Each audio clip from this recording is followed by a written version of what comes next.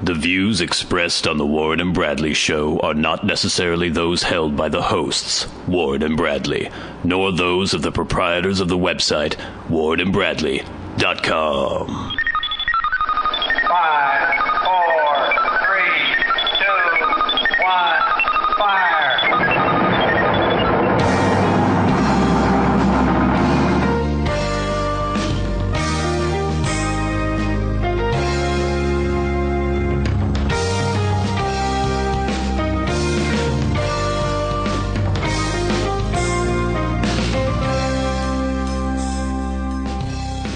Let's make some magic. It is magic time. Hello, and welcome once again to the Warren and Bradley Show. I am one of your hosts, Bradley Victor. I'm the host, Warren Van. It's big announcement time on the Warren and Bradley Show, Warren. Kind of sad news. Just want to let all our listeners know that this Both is our... of you. Both of you. This is our second to last show. Yeah. We're ending the Warren and Bradley Show. We're going to have this show this week. This will be coming out... I need to look at my calendar here. This will be coming out on July 5th. And then we're not going to have a show for the 12th. And our very last show will be July 19th. It'll be the sign-off show, the send-off show. The show is ending. The show is done. It is over. It's a combination of the lack of popularity of the show and the fact that iTunes isn't posting our new shows. Yeah, this is some other little business to deal with. We talked about a couple weeks ago how we were having problems with iTunes. I couldn't figure out what the hell was going on and had to resubmit the feed and do all this shit. And it worked for like a week, and now it's still fucked up. I don't know what the problem is. So there's that. But the main reason is Warren is moving away. I am moving away. I'm moving to Wisconsin. Why are you moving to Wisconsin, Warren? My girlfriend's going to graduate school. Mm-hmm. Yeah, so I will be moving to Wisconsin in a few weeks. So what are you going to be doing in Wisconsin? Lord knows what I'll be doing in Wisconsin. Be uncomfortably hot in August. The houseboy, the kept man? Yes, I'll be doing the cooking and cleaning in a little maid's outfit. No, I don't know. But I used to live in Wisconsin. You did, in Madison. Yes, and I will be moving back to Madison, so I know some people there, so it'll be a nice time. Are you looking for a job yet over there? Or? I haven't been, no. Yeah. I'll just get a job when I need to get a job. The crazy thing about Warren is even if he doesn't really make much money, he still saves like 90% of the money he makes. I don't live paycheck to paycheck, so I can get by a little bit without having a job. Yeah, I've always been impressed by your... because I did take 4 or 5 months off earlier this year. Yeah, you were fine. So, it's sad news. Warren, probably one of my best friends, the best friend. Never to be seen again. Moving away. Well, it's weird. I mean, there have been periods in the past where we've lived in different parts of the country and stuff, and it's always been the kind of thing where, you know, we might not see each other for a couple years or something, but then we'll get together again, and it's fine. It's like we know each other well enough that any extended absence doesn't make it all awkward or weird when we hang out again. But there seems like this weird finality to this one to me. Oh, really? It seems like it, because I don't feel that way at all. We're getting in our mid-30s, and I mean, it's like, is this the move? Is this the final call now? No, not at all. No? I mean, the girlfriend's going to graduate school. Yeah. But she wants and to I don't stay have a out job there. No, she doesn't want to stay there. I thought she wanted to go to Chicago after graduate school. Oh, she has all these like weird aspirations, but I don't know. I mean, Lord knows what's going to happen. Yeah. I don't, and I'm not that concerned about it, but I mean, it's not like I assume this will be the last move of my life and I'll become a Badger State resident forever. Badger State, I didn't realize that. I will just live there now for a while. Yeah. It'll be fine. Yeah, it's very hot here right now. It is. I will be moving to an attic apartment in Wisconsin where it's very humid and always this hot during the summer, and I will be in a lot of pain for a month or two. Yeah, but she'll be all right after that. We forget how mildly we have it here, because right now it's like 85 degrees and everyone's just melting and wandering around the streets. They have severe weather warnings up and cooling centers, and homeless people are just bursting into flames as they're walking around in the streets, and everyone's just freaking the fuck out. And people from like, I don't know, Phoenix or Tulsa or the San Fernando Valley or something might think 85. Pff. Well, they're having like 115 right now. But for one thing, when it's hot here, it's humid. Not as humid as like Miami or something, but it's still pretty fucking humid. We don't have the dry heat, so it feels hotter here than it would if it were 85 in LA. It wouldn't feel anywhere near as hot as it does here. And then also, we're just not built for this. We're not used to this kind of heat, and everyone just freaks the fuck out. Yeah, it's hard. It's hard if you don't live in it ever, and then it hits you, and it just feels very uncomfortable the entire time. I was walking around today in my little tank top, and like wearing as little clothing as I can. But, well, I don't wear shorts. I refuse to wear shorts. So I still had long pants on. Yes. It's not that I have anything weird going on with my legs or anything, but I just don't wear shorts. Maybe you have something weird going on with Maybe. your I legs. don't know. They're hairy. Yeah, they're gross. But wearing my little tank top, wearing my pants, and still just sweating as I was walking around. And I'm not a sweater. Yeah, sweater. I don't sweat normally unless I'm really exerting myself, and I can't tell you how annoying it is to be just at a leisurely pace walking down the street sweating. It drives me insane. I fucking hate it. That's why it's one of the main reasons I hated LA so much is the heat. I can't It's stand uncomfortable. the heat. No. Yeah, you just can't get away from it either, unless you go in a place that has air conditioning, which is like so sweet. I put on the air conditioning in my truck today. And I'm so weird about shit like that. I don't know why, but I still operate under the pretext. When I was a little kid, I think we had one vehicle that had air conditioning in it, and it was this thing of like, Dad, turn the air conditioning on. No. Turn it on. No. And then maybe once every like blue moon, when it was just ridiculously hot and we'd hit some record high, he would turn the air conditioner on in the car and we'd all just bask in the glory. And so I have this thing in my head that you can't turn the air conditioner on ever. Yeah. I don't know why I still think that. Well, yeah, I know what you mean, because it's one of those things that's like deemed such a luxury. Yeah. Apparently. Well, and I think in the past, maybe air conditioning was much more of a drain on fuel economy and things like that. But I guess it still does drain. It does a bit. I know when I drive the vehicle for work, I drive around a vehicle sometimes, and I just crank that air conditioning. Yeah. So I'm like, it's the work vehicle. It is pretty amazing that you turn this little knob and ice cold air blows out at you. It's sweet stuff. It's weird because we're not... I guess, most major businesses and stuff around here have central air or whatever, but for the most part, residential places in Bellingham do not have air conditioning because there's no need, really. No. But then every once in a while, we will hit some crazy heat wave, and it'll be 90 degrees out, and everyone just dies. Yeah, because there's no place to go. Yeah. Other places are prepared for this sort of eventuality. So, how do you feel about the show ending, Warren?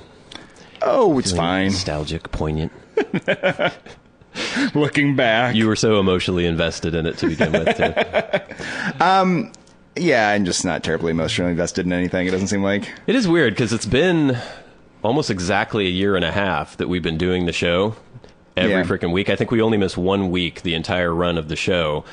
And week in, week out, we've been doing the show, and even though we never got huge listener numbers, obviously, we do have people who very faithfully listen to the show every week. Yes. In fact, we met one of your big fans last night who went on for a good 10 minutes about how much she likes Warren and how much she doesn't really like me on the show. Yeah. You talk too much. I talk too much. Yeah. You're much more likable. Yeah, the things I say are great. I know it's true. I appreciate it. I really enjoyed it. But she seemed a little let down to hear that the show was going to be ending. She was definitely a fan, so she's going to be bummed out. We went out last night and had some drinks. We did. I had a terrible night because I don't like alcohol, and it made me sick last night. You got sick? Yeah. Huh.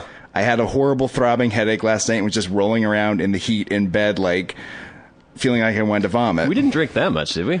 I was trying to figure out. I think I only had like 7 or 8 drinks. We were I think I might have had a couple more than you. Yeah. I think it might have been that Jell-O shot. I made Warren take a Jell-O Which I was shot. like, this is a terrible idea. I was going to take you up to my dorm room and rape you later. Yeah, well, especially because we're lining up in this bar and there's just like... There was a sign that said $1 Jell-O shots, green or red. Like the sign that like...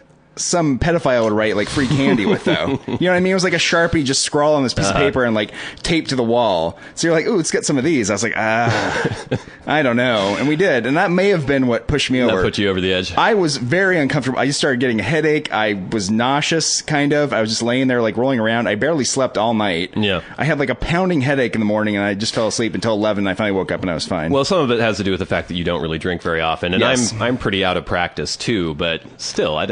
My body I think the taste of alcohol is disgusting. My body just wants it to get out of me. But you have to have like 40 pounds on me. Yes. So more than that. You'd think you'd be able to Yeah, deal it's with just my body doesn't like it. I think it's because I started so late. Yeah. And every time I drink it, like, it tastes horrible, and it's like really agonizing. If anyone's new to the show, Warren did not start drinking. I was like 31 or 31, or something like that. Weird. Yeah, it's very weird. So even now, like last night, I was trying to drink some beers. Like I was at home before I went out, and I was like, I'll have a beer, and I was just like, it was like drinking acid. It was so uncomfortable, and I just hated it so much, and it tastes terrible. Well, I mean, when I first started drinking alcohol, I hated the taste of it. It's disgusting, really. Yeah. I mean, there's people who are like, look, drink this porter. Oh, this is so delicious. I'm like, no, it's not really. It's just a psychosomatic response that my body likes getting buzzed, and so it's making me tolerate the taste of this alcohol. I don't really like the taste of anything. There's some wine that I might be like, oh, that tastes okay. Yeah. Maybe a couple mixed drinks, but that's usually when the alcohol has been so masked. Because it's a caustic chemical. It's not... It's like poisoning your body. It is. And that's the way it feels to me, too. Yeah. It feels like I'm like, putting something in my body really hates, and it hurts my stomach. It makes me feel dizzy and gives me a headache. Yeah. And I don't really enjoy the sensation of, like, being drunk very much. Well, I like buzzed. I don't like drunk. Well, it's like, I feel like I just barely get to the sensation where I guess I kind of feel it, and then I feel sick. You have fun at the time, though, don't you? Yes, I have fun for a while there in the evening. I was having a good time, and it was pretty good. But it wasn't like it was overwhelming, the feeling of, like, euphoria or whatever I'm supposed to feel.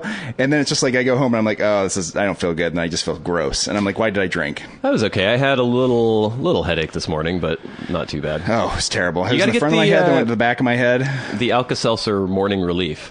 Oh yeah, back when we were doing more drinking back in the day, I was using that stuff a lot. Works wonders. I just got home and drank lots of water and took a bunch of ibuprofen. Yeah. And I ate a man pie on the way home, hoping that it would somehow help. Yeah, I had the Russian dumplings on the way. I ran into this girl who I hadn't seen in a long time. We had gone out like on one date. She was the hottest girl in the world. I think I had told you about her before. Yes. And ran into her, and it's weird when you don't really have any relationship with somebody, but then you haven't seen that person for a long time, and then you run into them, and there shouldn't be anything to talk about, but for some reason, maybe it was just the fact that you hadn't seen each other for so long. I don't know what it is, but we ended up conversing for like 20 minutes. But she hadn't really liked me to begin with, I thought, because we only went out once, and then she never wanted to go out again. I don't know. It was weird. But the whole time I was just thinking about my dumplings getting cold, and I was holding my little bag, talking to her. This is a waste of time, what's happening right here. Well, there's still part of my male brain who's like, keep going. You never know what could happen. But there's another part of your male brain that knows, I'd rather just have hot dumplings because this isn't going to go anywhere, right? Yeah. It's like you're being really optimistic. That part of your brain that's like going like, I should like have cold dumplings because I have this 1 in a million shot of something going really well here. That's part of getting older, I think, and maturing is when you're 19 or 20, you'll eat icy cold dumplings. If the prospect of having sex or like making out with somebody comes up. Yeah, you'll definitely do that. It's the same thing with like why you get the girls in bikinis that ask you to be friends on Facebook, and you're like, oh, this girl wants to be my friend, and then you say yes. It's that sort of like... And then you're getting all sorts of weird credit card charges. If you don't have like an 80 IQ, that's not a real person, right? Yet it's like... Maybe it's a 1 in a billion shot it is, and you're going to go with it. If there's a slight possibility. Yeah, because it's so great. Yeah, it's good that I'm old enough now to realize that that's... But I still fall into that trap all the time. I know I did do last night. The one slightly inebriated thing is that when we were leaving one of the bars, I went to fill up a cup with water. Oh, yeah, and I just spilled a bunch of water everywhere. Yeah. Just because I was filling it up and then I just was like missing it, and I was like, oh, that's a drunk thing to do. What you miss is after you left, there was just carnage of people slipping on that water, cracking their heads open everywhere. This is going to be in a lawsuit. Oh, my God. Yeah. All right. Okay, so a few things to mention on my list. I was out... When was this? I guess it was during the day. Maybe it was last weekend. And I had forgotten to mention this. I had a run-in with a man who decided that he wanted to comment upon my attire.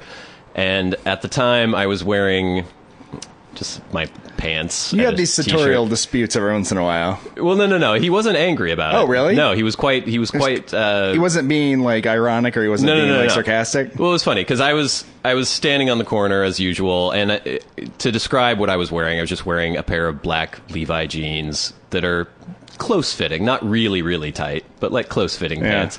And I think I had, like, a short-sleeve Henley shirt, one of those button collar...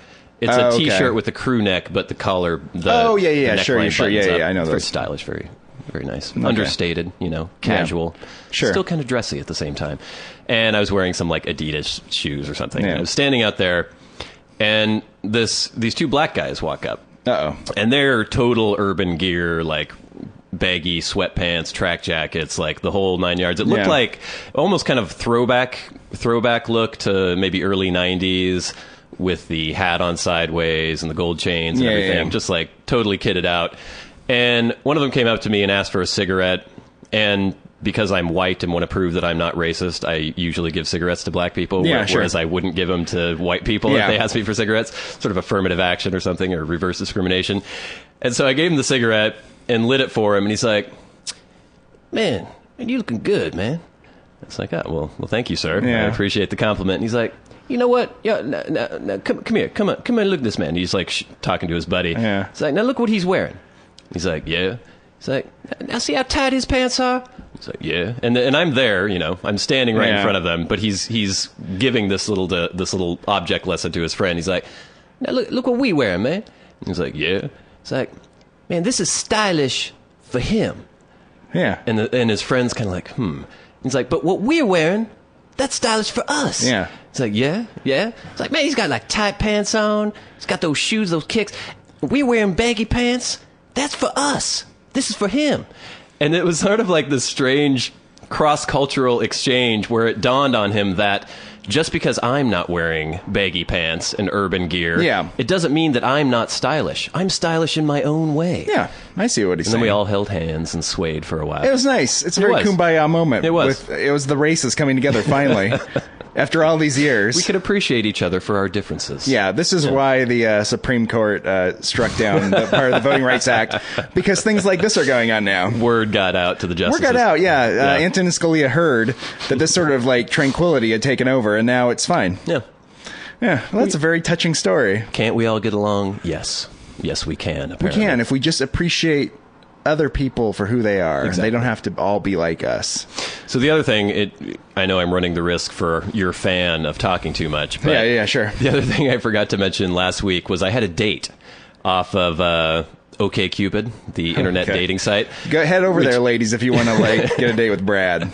It's fun because I don't know how long online dating's been around. It's been around for quite a while. But at the beginning, there was a weird stigma. People are like, only losers would use online dating sites. How convenient now that you're using it, that stigma doesn't apply anymore. It's funny, though, because every fucking person is on there. I think it was several weeks ago where I was having a conversation with someone about it. They were talking about they had a profile or something. And then pretty much everyone around the table was like, oh, yeah, I've got a profile. It's almost like a social networking thing at this point. It almost kind of turns into that because there's all these idiots on there who have their status listed as seeing someone.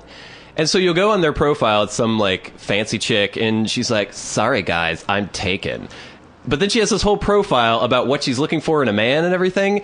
And so all it is just her wanting validation from a bunch of men, like, you're hot, love or your maybe pics. she used to have a profile and then she met someone. But then take your fucking profile down. Yeah. It doesn't make any sense. There's no reason to do that. But That's I think weird. you're right. It is turning into more of just like a social network, and then maybe you could hook up at the same time or something. Because I guess on Facebook it's frowned upon to just randomly message somebody and say, hey, baby, let's fuck.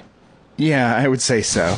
But I mean, can you even because you have to know the people that you look for on Facebook, right? Yeah, I don't know. I don't really do things on Facebook like that. But I mean, stalking isn't as easy on Facebook right? as it used to be on MySpace. You could stalk people much easier on MySpace. But the whole premise behind Facebook was supposed to be that you were connected to the certain group, and those are the people whose things you could see, I don't right? think that's really the case. I mean, you still, in terms of your friends and their friends, that's the news feed and stuff. But you can just search for people now. I think they have more of a global search on Facebook. Oh, okay. But I think it'll still have the results.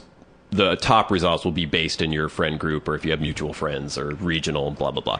But anyway, I had a date with this girl, and I have my profile on there. I have pictures of me ranging from several years, but most of them are pretty current. Yeah.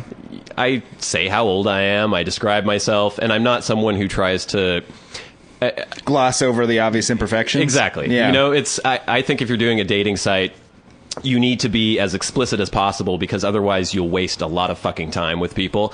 And that's the other thing that drives me crazy is you have these women who put profile pictures up of just their face, or they try to hide their body in all these different ways. And it's like, what do you think's going to happen if somebody goes out with you based on this picture and this false pretext of what you look like? How far is it going to get? Is it going to get past the first date? I think we both operate in the same way, which is the fact that if I was on this dating site, I would do things that made me maybe were slightly less flattering. Yeah. And then if the person that went, okay, I'll go with this person, they could be pleasantly surprised. Well, maybe. Exactly. It's like what I talked about before, where I would rather people think that I had a tiny penis and be pleasantly surprised by its. That you're just slightly below average penis. than to have people think I have a giant penis and then be disappointed. Yeah, exactly. Yeah. And that's the same thing with just boasting in general, exactly. Right? You don't want to be talking about how great you are all the time and then just have the people constantly disappointed more and more and more as they learn that everything you said wasn't really true. You'd rather be the person that's very modest, and then people slowly learn over time that you're just very modest and you're actually a person of great talents. Ideally, but of course, what often seems to be the case is that the most boastful assholes are the ones who still get all the attention and still get all the... It's weird how... Well, with the third crew. That's another tangent. But anyway, I had started talking to this girl on there, and I was a little worried because she didn't have any full body pictures on there. Oh, yeah. I don't know what's going to happen here. She could weigh as much as 115 pounds. It's possible. Oh, gross. But I saw part of her upper arm, and it looked like maybe she was going to be a proportion. So anyway, we're supposed to meet up at this bar, and I was standing out front waiting for her. She might be listening to this, actually. But anyway, it's fine. That's fine. And the sad thing is it's always kind of awkward in this situation because you've never actually met the person in real life, and photography being what it is, you never know how closely they're going to match their pictures. Yeah. But I'm sitting there waiting for her, and I see her approaching down the block, and so I gave her this hey, kind of look like, oh, well, there you are. She gave me this weird sort of look, and then walked right by me. This doesn't look good. And so then she kind of did a double take after she walked back, and I was like, hello, and she went, oh. And I was like, wow, that's a horrible response. And I was trying to do this quick math in my brain. It was like, okay, was it that she just totally didn't recognize me initially, and then once she saw me, she was horribly disappointed? 2, was she just really nervous about the date? Because that's one thing I don't get a lot of times, because I don't get nervous in that way. And so it's hard for me to understand how people behave like, oh, I'm going on a date. This makes me nervous and I'm going to act all weird and awkward and freaked out. But it turned out fine. We went into the bar and we chatted, and she was nice. It was good. We had a good time and everything. But the thing that was interesting is that she had looked me up beforehand. And I didn't have her last name, but I had given her my last name. And so she mentioned, oh, I listened to the podcast. It's like, oh, which is not, I don't want that to be the first impression somebody has of me, basically. Well, because someone might get the impression that you talk too much. Exactly. Or that I'm an asshole. Yeah. And so I was like, okay, what'd you think? She's like, oh, it's funny. It's like, okay, so do you think I'm an asshole now? She's like, no, I thought it was funny. I'm like, okay, good. Just imagine what she would have said to me. I know. And then she said, oh, and I found an article on you from the Western Front. The Western Front is the newspaper for the university in town here. I was like, really? There's an article about you? And I guess it was from some band I was in years ago. It's like, what kind of research were you doing on my name? It was really weird because she had looked me up and down online. Yeah, I've known you for years. I didn't know this article existed. I'm assuming there must be one because she said she found one. But it's just weird because I don't really think of Googling people before I hang out with them. Well, I wonder if she found that little blurb in the weekly newspaper from town that was really condescending that said, oh, these guys have a podcast. Why don't other people have podcasts? Oh, no, I don't know. But she said there was some article about a band I was in the West. Oh, okay, good. Years ago, I'm glad you didn't see that. From 2006 or something like that. That's not such online? I guess. I don't know. Wow. But yeah, it was weird. So she had done all this research, and she had formed an impression of me, I guess, beforehand. And then she saw you and was disappointed. No, I guess she was fine afterwards. Oh, okay, yeah. That's good. You won her over with your personality. Yeah, I'm very charming. Seems unlikely. I remember years ago on MySpace, they used to have that little box on the side when you sign into your MySpace account, and they'd have the cool people you should get to know. Yeah. You remember I was on there briefly? Yeah, and you got inundated. I got inundated, and so I became friends with hundreds and hundreds of people, 15-year-old girls, a bunch of 40-year-old men, and people would send me weird messages, and I'd be like, oh, thank you, and they'd compliment me in some way. That was a very strange phenomenon. Yeah, because then had all these friends that were completely strangers that only seen one picture of me on the side of a box and they'd signed into their MySpace account. And then I didn't really know what the point of that was. 'Cause it's not like I ever got to know any of those people. I have to say, I think I have close to like 300 friends on Facebook, and I think I know or have at least met every single one of them. Are there some people you don't know who they are, but you know that you went to high school with them? Maybe. Yeah, I have a bunch of those. I get that a lot because I never remember anyone from high school, and people are constantly, "Hey, Bradley Victor," I'm like, "Hey, old man," who I don't recognize. I don't know what this is because I mean we look our age, but they look like 50. A little harder living, I guess it's when the you kids. Have those kids, and you're like worrying about that all the time, and all right, I think we need to get to Celebrity Minute. All right, let's do this.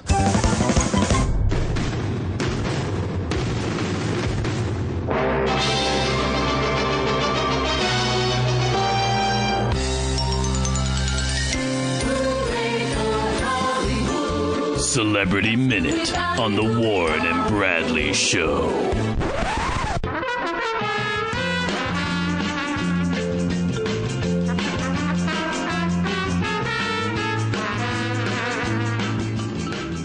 Top story on Celebrity Minute this week. Alec Baldwin is in trouble again for something he posted on Twitter. Oh, Alec. Alec Baldwin seems to have a short fuse.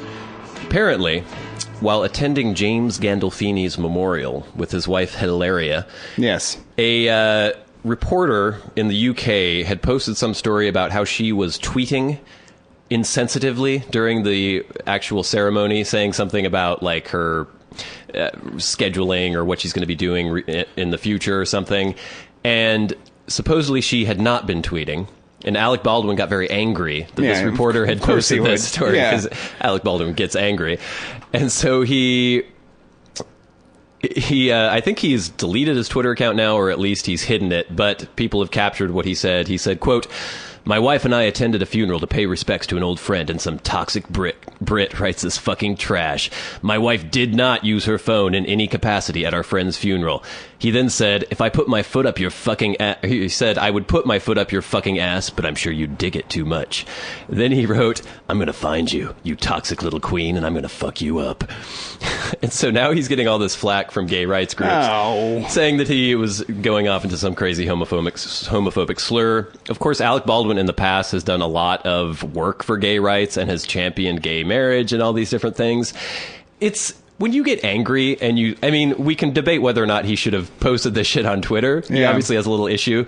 But in terms of like, if someone's a fucking dick and you're screaming at the fucking dick, you might throw some things in there. It doesn't mean that you hate gay people. No. It's like, "I'm going to fuck you up the ass, motherfucker." And it's like, it's the same thing with like, you're allowed to dislike gay people. Yeah. You're allowed, not all of them, but you're allowed to particular, just like you're allowed to particular assholes that are straight, you're allowed to dislike particular assholes who are gay. You're allowed to dislike black guys who are assholes.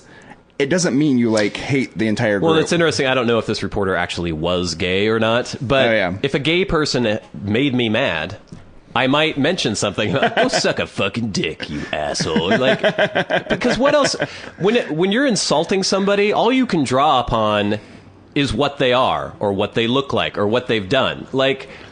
I would never throw around the N-word if I was addressing a black person, obviously, because you just don't do that. But if I can imagine me saying, if some, I don't know, if a gay dude attacked me or something, or I got into some sort of altercation with a gay guy, I might throw fag out there. I might. Wow. It doesn't mean I hate gay people. It just means that this particular gay person was being an asshole, and I had to think of something quickly to yell at him. I had to think of something cutting. Yeah. And that would be the first thing to pop into your head. Well, maybe that belies some latent homophobia or something, if that's the first thing that pops in my head. You're trying to insult them, so that's what the insult you go to, Exactly. I understand what you're saying. Yeah. Still not appropriate. It's different when, some douchebag calls me a fag, because then the connotation is that is an insult to say that you're gay, and they know I'm not gay. Wait a second. So now you're saying you're allowed to insult gay people with a gay epithet, but not... Is that what I'm saying? Yeah, that's what you're saying. You're saying it's okay. If you're mad at a gay person, you're allowed to call them a gay epithet, but you're not allowed to call a straight person a gay epithet just walking down the street because they're not gay? That doesn't make a lot of sense, does it? No, what you're saying is insane. Yeah. All right. Well, next story. Jennifer Lopez is getting a little bit of flack because she sang Happy Birthday to the Turkmenistan president. She was giving a concert in Turkmenistan and... blah, blah, blah. Can't talk today. Yeah. I'm not smoking. That's a problem. Yeah, it's tough. I haven't quit or anything. It's just too hot. Anyway, there have been a lot of civil rights violations, and apparently she was unaware of this when she decided to do the concert there. And she I like that people that she never looked at the Wikipedia page about Turkmenistan before she went there. Yeah, people just put her places, and they push her out onto a stage, and she goes, "Ah!" If I was going to go to Turkmenistan, I'd be like, what's going on in Turkmenistan? I'd read all about it before I went. I don't think she's ever heard of Turkmenistan. No. But she's getting flack. She said it wasn't a political event, but the president was there, and one of his aides asked her to sing Happy Birthday to him, and she graciously obliged. The country's leader, Gurbanguly... I was practicing this name. Yeah, you were. Okay, this is the guy's fucking name. Gurbanguly Berdimuhamedov. Yes. Gurbanguly Berdimuhamedov. Yeah. What the fuck? That's 10 syllables. And that's just the first and last name. If he has a middle name, who the hell knows where it's going to go? That's how they roll. Gurbanguly Berdimuhamedov? Yeah. How does this even... I'm imagining some sort of... I guess that movie White House Down just came out, where the White House gets taken over by terrorists. The second one to come out in like a few months. Can you imagine, like... President Berdimuhamedov. It just doesn't work. It doesn't flow off the tongue. You can imagine his campaign manager. You're it's not like, Turkmen. Vote Gurbanguly Berdimuhamedov. It won't fit on the fucking sign. I think they just have longer names there. They just need to stop it. They need to shorten this name. Call him like Gerby or something. Well, I'm no J-Lo, but I was aware of that things were going on in Turkmenistan. This has been things that's been widely reported for years. It's fairly... It's not a big stretch to just assume that any former Soviet republic with a stan on the end of it has some civil rights violations. Well, it's also not that much of a stretch to realize that, lots of countries around the world have a repressive and somewhat awful government relative to, some of the, freer nations around the world. And I don't think it's reasonable just because you can't just object to every single person and everything they do. Right. Yeah, I understand. Right. It's just, Gurbanguly. That's your objection to him. Not the fact that he's imprisoning political dissidents. You just don't like his name. Some romantic movie from the 40s. Oh, Martha. Oh, Gurbanguly. It just doesn't work. Well, I mean, it would be, Gurlaga Buduga, and she'd be like, Gurbanguly. Gurbanguly Berdimuhamedov. I can't even say it. All right, so more fallout from the Paula Deen controversy. She's being dropped left and right by everybody. This is from Us Magazine. Paula Deen just can't catch a break after losing contracts with the Food Network, Caesars, Casino? Probably the casino, yeah. Walmart, Home Depot, Smithfield Foods, and Target, and having her activities with diabetes drug maker Novo Nordisk temporarily suspended. What was she doing? Is it because her food gives everyone diabetes? I think this is the thing I was talking about before, where it was her being associated with Novo Nordisk, who does all this research on fighting type 2 diabetes. Right, is a little weird considering she's single-handedly fattening everyone and up. I think she has type 2 diabetes Probably. too. Yeah. The usually peppy Southerner is now taking a hit from Kmart, Sears, and QVC. All our classiest corporations. And also JCPenney and Ballantine Books have also announced plans to drop deals with her. So basically every single business partnership she had has been She's a sinking lost ship, and everyone's jumping off. All the rats are jumping off. I don't know. Is this an overreaction? I understand that people don't want to be associated with her because of the comment she made, but I'm sure she still has plenty of racists who want to buy her products. So I don't know. I guess you have to weigh that against the other fallout that might occur. Yeah. Yeah. We have some of her craziest quotes on racism, butter, and kitchen wisdom, also from Us Magazine. She gave an interview on the Today Show with Matt Lauer. She said, "There's been some hurtful lies told about me. Someone evil out there is trying to defame me. I is what I is, and I'm not changing. I is what I is." Do you think she's just throwing that Southern folksiness in there? Do you think she's actually completely intelligent and educated? I think might be considered uppity for her to use proper grammar at that point. She did say, "There's a couple of people I don't like that I'm prejudiced against, and that's thieves and liars." And black people. And black people. She didn't add that. She said, "If there's anyone out there that has never said something that they wish they could take back, if you're out there, please pick up that stone and throw it so hard at my head that it kills me." I know. They were talking about the thing where she mentioned she had said the N-word at some point in the past. And I was like, if I was involved in some sort of court action... And someone asked you if you'd And said I was the like, N-word. yeah, because I said it on the podcast before. So there's a difference between saying it or saying it at somebody, or saying it referring to somebody. I would hope that people would make that distinction. Well, it's weird because it seems like that distinction doesn't exist in society. Like you just can't say that word ever. Yeah. Which is really obnoxious to me. If you're using it, if you're throwing it around as a slur, then yes, obviously that's not something you should do. Or you shouldn't use it around children, probably, because you don't want them to use it. But if you're around a group of adults, it feels weird to like treat a word like it's a swear word. Yeah. And everyone knows what it is. It feels like really childish. And it feels like you're treating the people around you as if they're children. It's obnoxious. And our last story on Celebrity Minute this week. From Us Magazine, James Wood, 66, debuts new girlfriend Kristen Bogus, 20. 46-year age gap. Yeah, they look like they have about a 56-year age gap between them. Looks like his granddaughter. She's actually a young-looking 20, and he's an old-looking 66.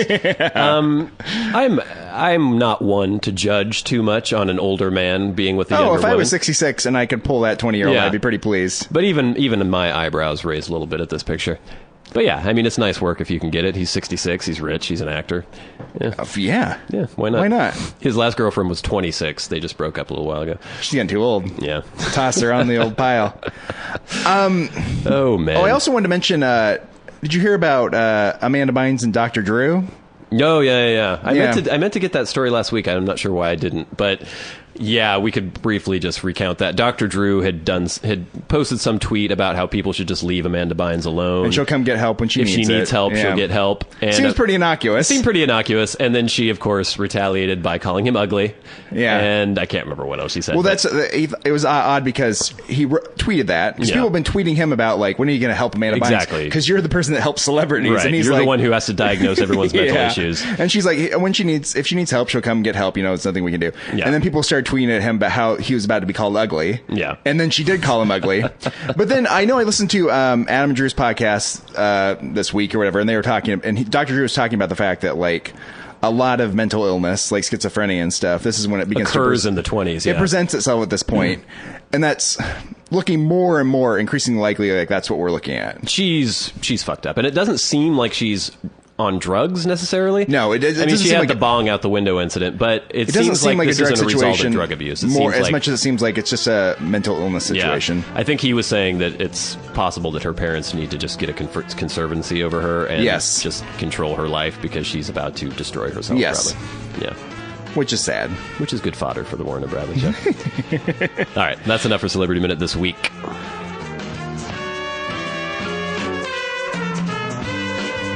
This has been Celebrity Minute on the Warren and Bradley Show.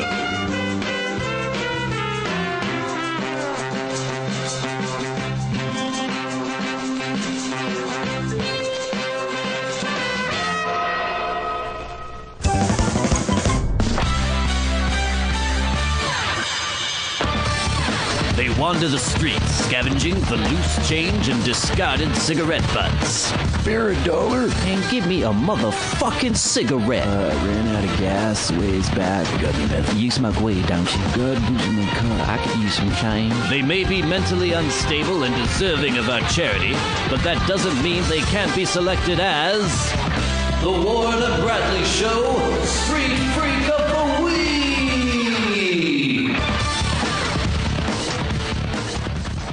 All right, now as I've made clear in the past, Street Freak of the Week does not necessarily have to be just homeless people.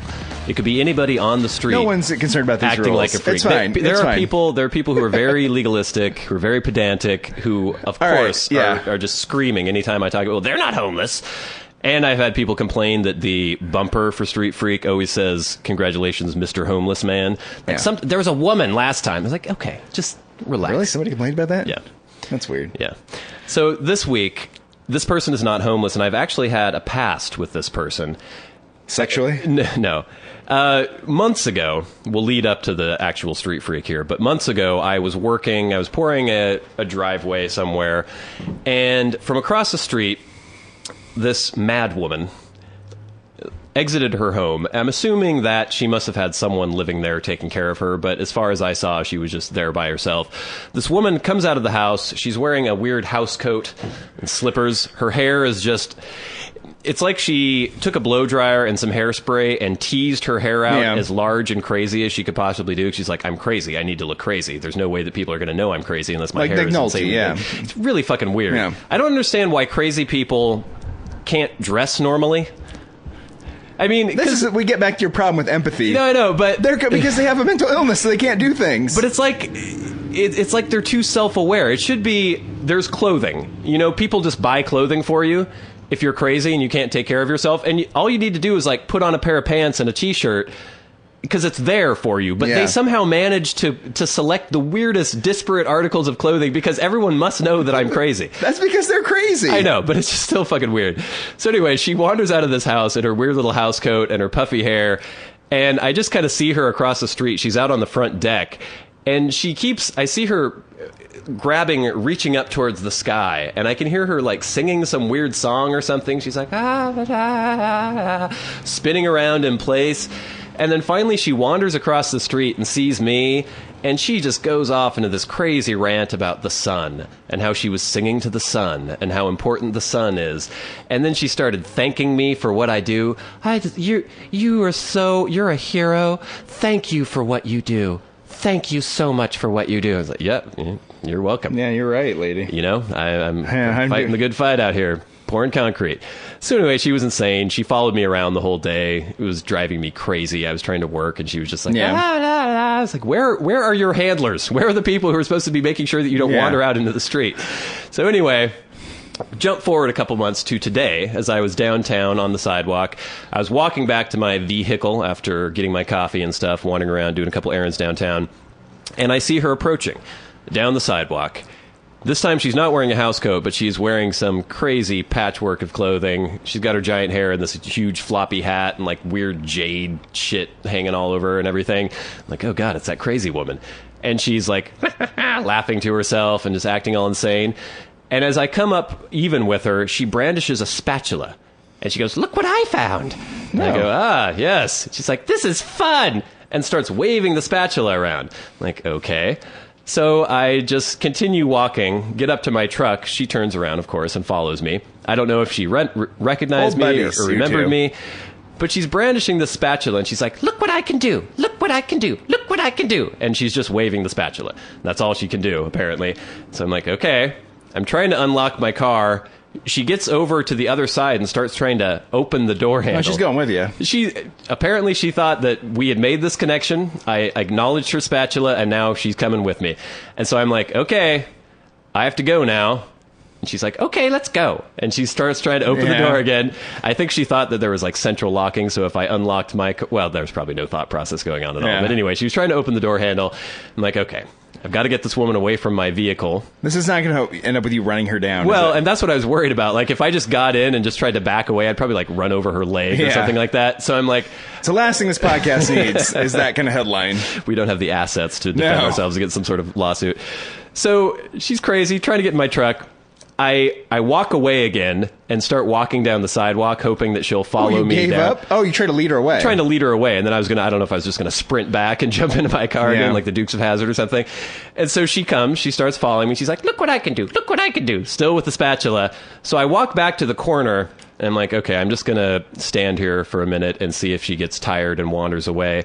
But then she takes the spatula and starts slapping me on the ass with it. Look what I can do, look what I can do. I'm like, okay, you need to stop. Look what I can do. Meanwhile, there's all these people walking by. They see this crazy woman slapping my pert little ass with the spatula. And again, you so oddly engaged with this homeless person. Well, what can I do? She just followed me. She's a weird, stray, crazy dog with a spatula that followed me home. She managed to chase you away from your own car. Well, I know, but I didn't want to run her over. So I'm like, okay, how can I get rid of this woman? What can I do? I know what I do. Take her spatula and throw it somewhere. And then just get in the car and go. Is that really what you would do? I do something like that. Yeah. What would your response be? She's slapping you on the ass with the spatula saying, look what I could do. I might just take a spatula and throw it. Yeah. I'd be like, go get your fucking spatula. But see, I can imagine her just, if that were to occur. just freak the fuck out. I mean, she's already freaking the fuck out, but it's somewhat at a manageable level right now. So anyway, she's slapping my ass with the spatula. I'm telling her to stop, trying to be very, reasoned and calm with her because I don't know what she's capable of. She might look what I can do, and grab a knife and jab it into my stomach or something. And so this woman walks by, and she recognizes this woman. And I can't remember what name. I think she was like Carol or something like that. She's like, Carol. And Carol, if that's her name, was slapping me on the ass still. And she's like, look what I could do. Look what I could do to this new woman. And I give this woman a look like, you know this person? Is there something you can do here? She goes, hi, Carol. And Carol goes, look what I could do. And she's like, that's good, Carol. And then just walks away. Okay, the other thing. In defense of this woman who walked away, why are you standing here just allowing this woman to spank you on the ass? I'm trying to get her to stop. And I wanted this woman to make her stop because she obviously knew her. Okay, she probably just thought you were another crazy homeless person. You're indulged in letting this person spank you. I'm not. I'm trying to make her stop. I'm saying, as she walked up, as the woman who supposedly knew Carol walked up, I was in the process of saying, please stop this. You need to stop. You need to go away. And she saw her. She saw that she was slapping me on the ass with a spatula, and she just said hello and walked away. You know what I would think, though, if I was walking by and some person was spanking somebody in the ass with a spatula and the person was just standing there? I think they were consenting to I wasn't that wearing behavior. a dog collar or anything. It was just you were just standing there getting spanked on the ass by a crazy woman. Again, it seems like you're a consenting adult. You always throw these things in my face, but you in this position, I don't know what you would do either. These things don't happen to me because I handle them at first glance. You would just punch her in the face and let her crumple to the no, ground. Stop that. Yeah. Or I'd be like, look over there. It's, I thought it's Elmo around that corner. Yeah. Then she'd go run off and try to find out. Elmo. Yeah. Or, Big Bird's over there or something. God knows. So basically, the slapping continued for a little while. So you're still standing there getting slapped on the ass. It makes it sound like it was for, a half hour, but it wasn't that long. And then finally, I just went, okay, I have to leave. And I ran to my truck. There you go. And got in it and drove away. Drove away. Did you try to follow? She was following after, yeah. I don't think she can run, though.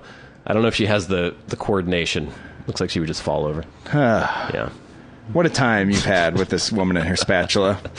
So congratulations, crazy, wild-haired, street freak woman wielding a spatula, slapping me on the ass. You've been selected as this week's Street Freak of the Week. Congratulations. Our hats are off to you, Mr. Homeless Man, because you've been selected as the Warren and Bradley Show Street Freak of the Week.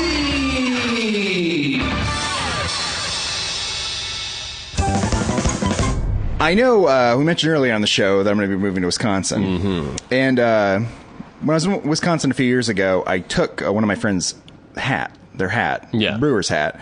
And I took it and I was wearing it around and I just wore it home with me. So it's your favorite hat? It's my favorite hat. I'm really happy with this hat. Mm-hmm. You often are interacting with people on the street. Yeah. They're talking to you. Rarely does anyone ever interact with me or talk to me or anything. Right. For some reason, this hat, Milwaukee Brewers retro hat, draws a lot of attention. Yesterday, good attention, bad attention, positive attention. Yeah. And yesterday when we were at a bar, some girl was like, "Oh my God, Brewers, blah blah blah blah blah," and I was like, "Yes, yes," and she's like, "Woo," and I was like, "That's great." The strange thing about that was the third time that day someone had talked to me about that hat, and I had only been out for a couple hours, and I just walked down the street at the grocery store, and two people had said things to me about this hat. What do you think is drawing this kind of response? Why are people so... This is what I don't understand, right? Yeah. Is it because it's a Milwaukee Brewers hat? People wear different team hats all the time. And I don't feel like... If you're wearing a Tampa Bay Rays hat... Yeah. There aren't a lot of people that are stopping you being like, "Hey, Rays," I don't think. I wouldn't think so. Do you think there's just something about Wisconsin that captures I think it's the this thing about... imagination Yeah, for I think people? it is this, there's this Wisconsin thing. Yeah. And if people have some sort of, tie to Wisconsin, and it's this identity almost... Is there a regional tie to Wisconsin? I mean, it's Wisconsin's Wisconsin, and people have associations with Wisconsin. Yeah, but in terms of us, I mean, I guess they were settled by a lot of Germanic people in the Midwest in Wisconsin. Scandinavian people. We have that here, kind of. So I guess it's people moving between the two places. Is there? Yeah, it's very strange. So do you think everyone assumes that you're from Milwaukee if you're wearing that hat? They assume I must have some tie to the area. We were talking about that before. If you're wearing a T-shirt that has the Heart Health Marathon 2010, then people assume that you were in the Heart Health Marathon in 2010. But it's... I don't know, of all the things that I've worn in my life, I don't know why this one thing. I know when I was walking back from the podcast a couple weeks ago, and some tall, weird guy was walking on a residential street. It's not like there's a bunch of people just walking on the street constantly. Yeah. There's occasionally someone walks on the sidewalk in this town when I'm walking down the street, and this guy was like, "Hey, Brewers!" And I was like, yeah, he's like, "You're a Brewers fan." And I was like, "I don't know." And he's like, "Come on, you can't wear that." And I had this whole thing with him about it. Yeah, I don't know. I'm still trying to figure out what the deal is, or why it's something that's so important to people. It is weird. I've had the thing in the past where I have a pea coat, like a Navy pea coat, and it's actually like a naval issue pea coat, which I don't know if people could just be able to tell that by me wearing it, because pea coats are like a clothing item that people wear, and all sorts of different companies make pea coats, the Gap and all sorts of places. Mine is like from the 60s, and it's older, and it has brass buttons, so maybe it stands out a little more. But I've had people all the time like, "Oh, were you in the service?" And I'm like, "No." Like, "Oh, why do you have that coat on?" Like, how many people have you seen wearing a pea coat around? So if you're in the Navy, and you're issued a pea coat, and then you leave the Navy, you just take that pea coat and just wear it around for the rest of your life? I think you have an allotment for buying uniform things. Like it's not like you can buy your own uniforms, basically. I think you're provided maybe one set or something like that, or a certain amount a year or whatever for your uniforms. But then people buy their own shit, too. But how uniform can a uniform be if everyone's buying it from somebody else? Well, you have to buy it from the base, you know? I mean, it's you're buying the approved thing. You know, I think that's how it works. Really? I think so. So not everyone has that thing? Well, the pea coat, too, is...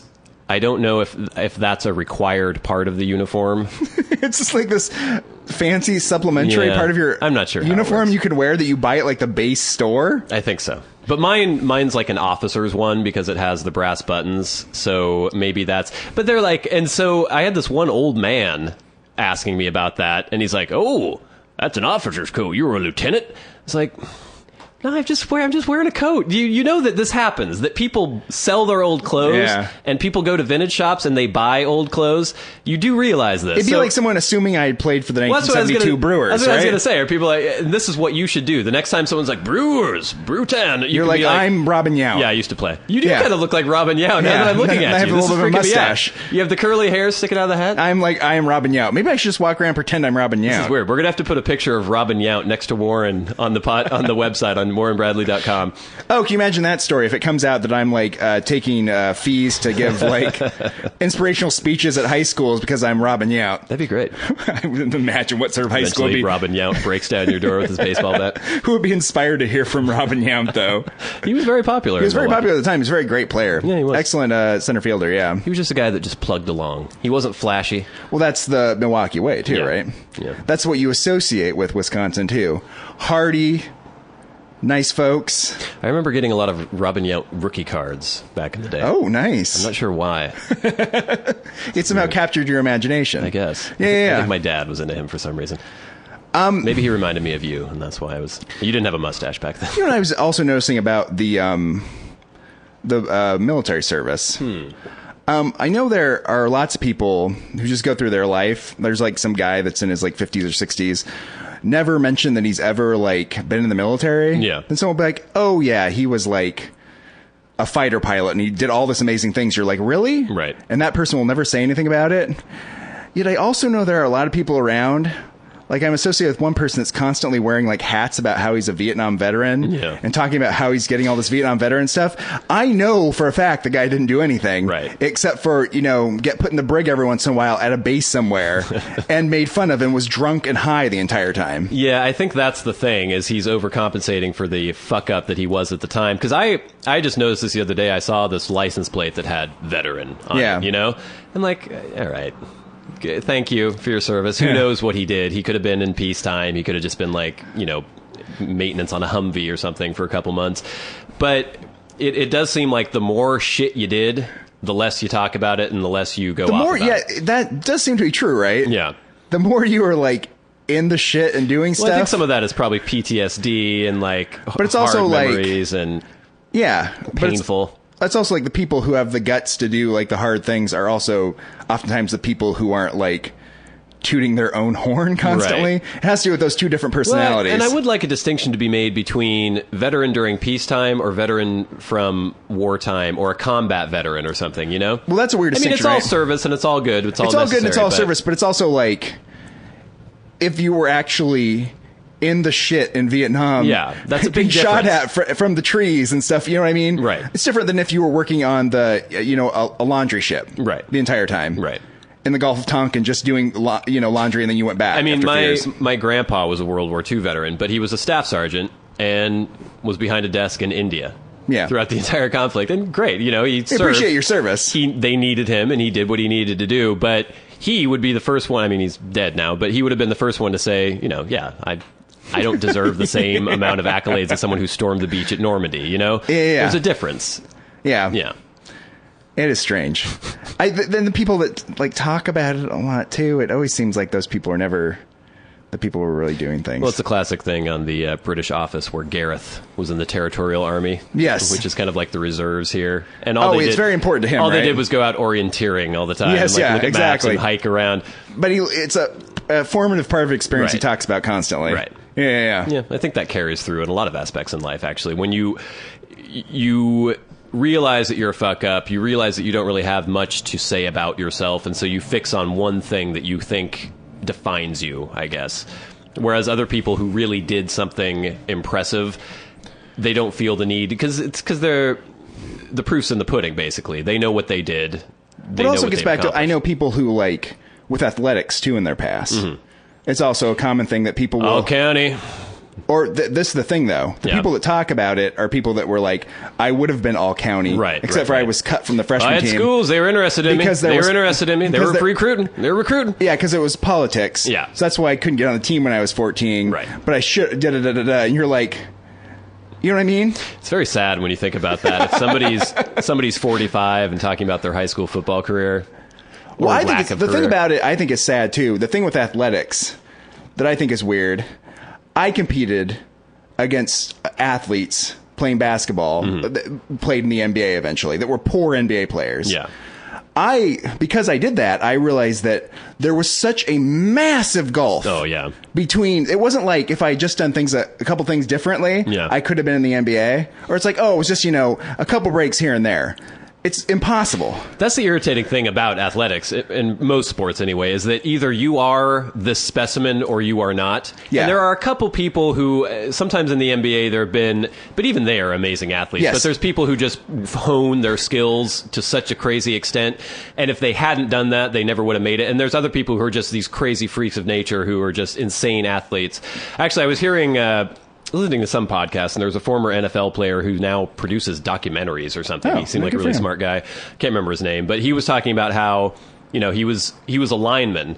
Yes. And he was 6'3", and he said that he ate 12,000 calories a day and worked out constantly just to get anywhere near the size he needed to be to play. I think he got up to like 290 pounds or something.